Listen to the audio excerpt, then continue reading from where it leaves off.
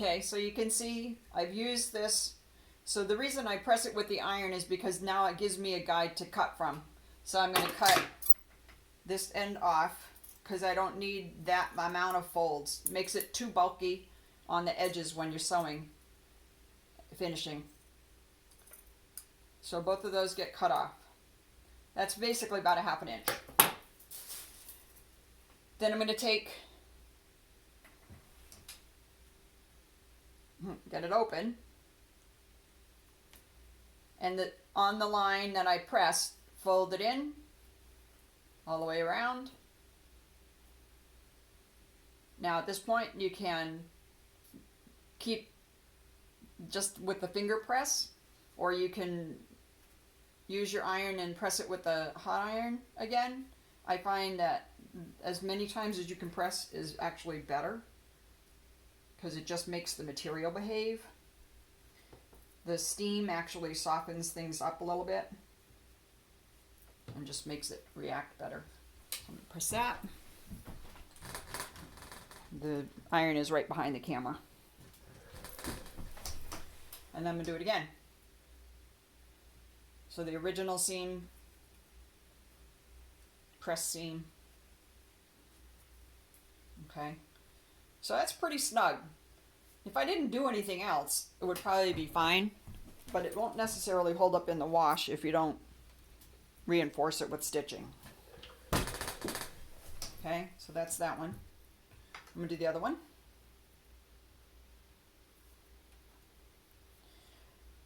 Now, I'm sure that there's probably different ways and better ways to do what I'm doing, but what happened was a couple of days ago, in trying to get ahead of everything, I stitched up a whole bunch of them in advance before I began to actually try and build the prototype and figure out what I was doing with the attachments.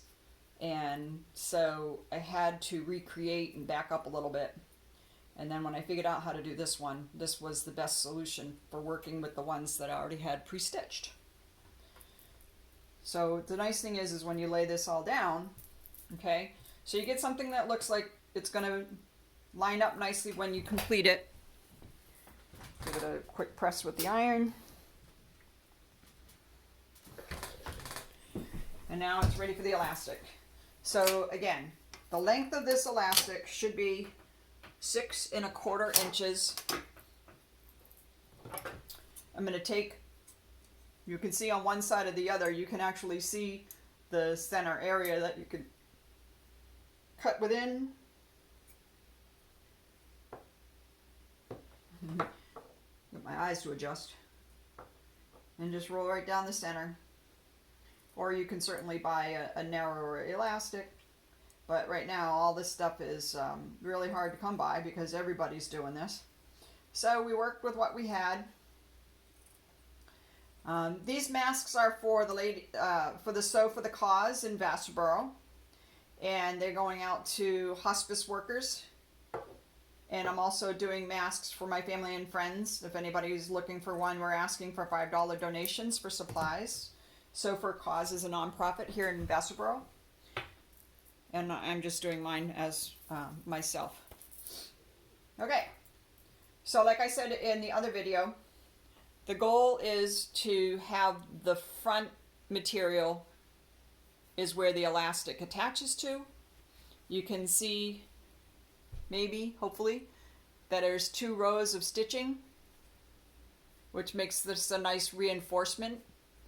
And make sure that as you pull on the material, pull gently, but as you're sewing, so that hopefully it doesn't pucker too much here at the edges or creates darts and funky overlapping material. So if you pull it really snug as you can, without pulling it too far, okay? I'm going to do that.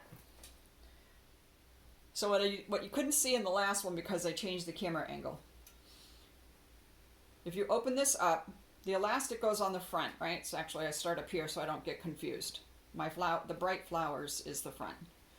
So open this up, get this to lay flat. The top one has a curve, remember. So get it to lay as flat as you can. holding it with your finger, put the elastic at the top,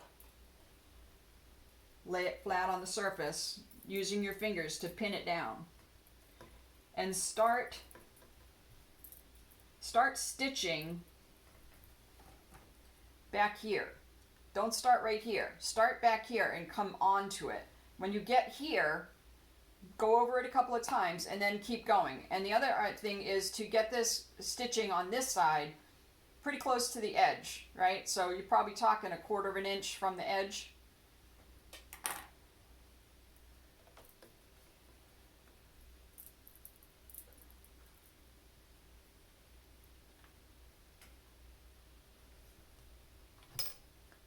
When I'm looking at the edge of the material, I'm using the edge. There's all these guides on your feed. I know that there's some people out there that are new to doing this, but the idea is to give yourself a visual alignment if you don't have a guide.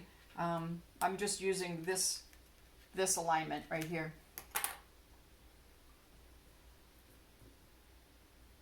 Move that up. Hold on to the string. And make sure you're going forward, not in reverse. My machine takes a few minutes for it to get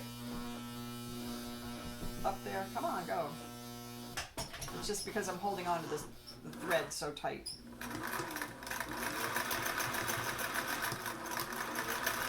Okay, I went back a couple of times over the elastic to make sure it stays in place, and I'm just going to roll it around.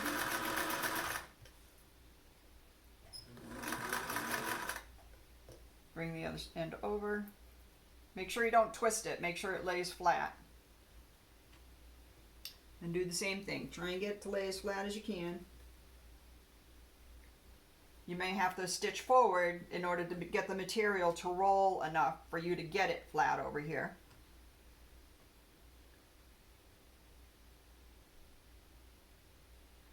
You know, and don't be afraid to hand roll your machine.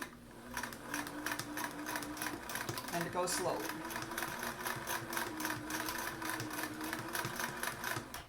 Okay, once that elastic's in, now you get a little bit of freedom because you know it's not going to come flying off. And then you just do the same thing. Get the material to lay as flat as you can and roll it around.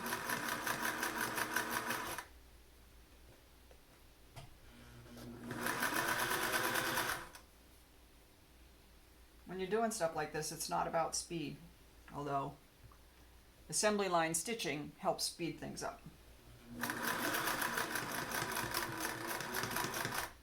Okay, then I come to the seam with the needle down, lift it up, don't pull on the material, just turn it 90 degrees. I'm going to stitch right down the seam. I need to get it around there, and that's the easiest way to do it. Helping my machine. Come on, little machine. Gets finicky at times. You gotta pull.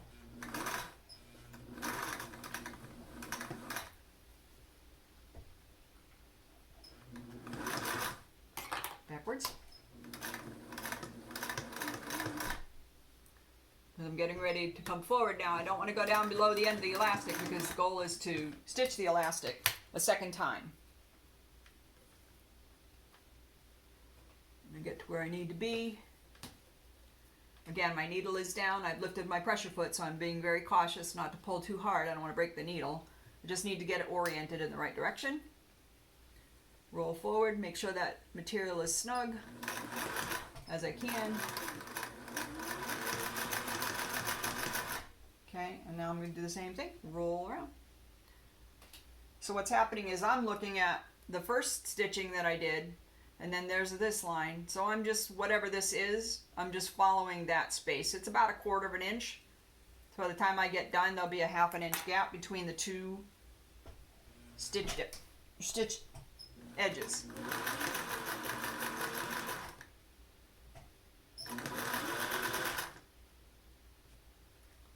Coming around to the other elastic.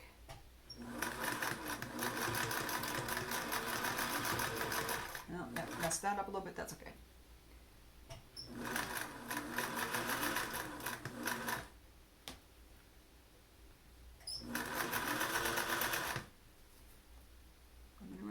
the side. Try and get the material laid as flat as you can. Wants to do a little pucker gather thing there. That's it.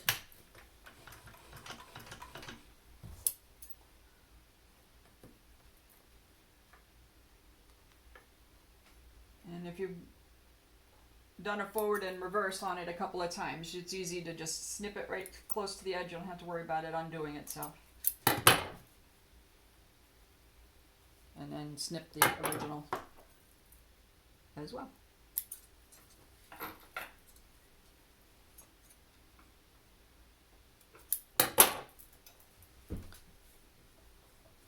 Yeah, that one came out better than the last video did. Okay, so that's the front, that's the inside. You can see that it's basically, when I push the curve, it lays flat. I didn't mess it up too much. That's it. I'm going to do the other side now. It may not take you 11 minutes. The length of this video is 11 minutes because I was talking about other things, but that's it.